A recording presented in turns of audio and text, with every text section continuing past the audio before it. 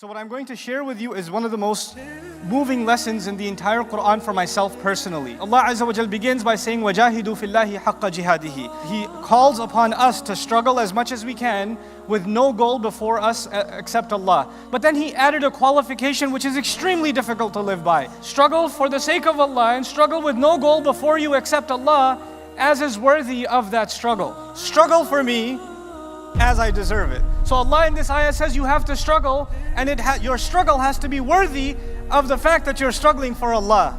Now as soon as Allah does that, I am completely left baffled, because no Muslim that I know or myself ever pray to Allah like he deserves it.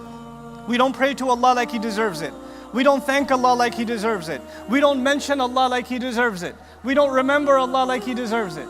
We don't obey Allah like He deserves it. And yet we are here today responding to Allah's ayah where He's saying, struggle for me as I deserve it.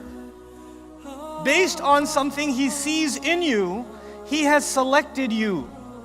That's what Allah says in ijtiba. Ijtiba is used when you select something based on its qualifications. So He has gathered all of us, every one of us that says La ilaha illallah, every one of us that says Muhammadur Rasulullah sallallahu alayhi wasallam. Every one of us thinks we hear the first part of this ayah, I am not qualified to work for Allah like He deserves. And He says, actually, there is something in you that you might not even see yourself, but He sees in you, and based on that, He gave you the honor of saying La ilaha illallah. This is not from you, He chose you. And you wonder, some people think, maybe I'm just Muslim because my parents are Muslim. Or I just happen to be Muslim because I come from a Muslim country or whatever. Huwa ijtabakum suggests that every single person blessed with La ilaha illallah, and there is a majority of humanity that isn't. They're not blessed with this word.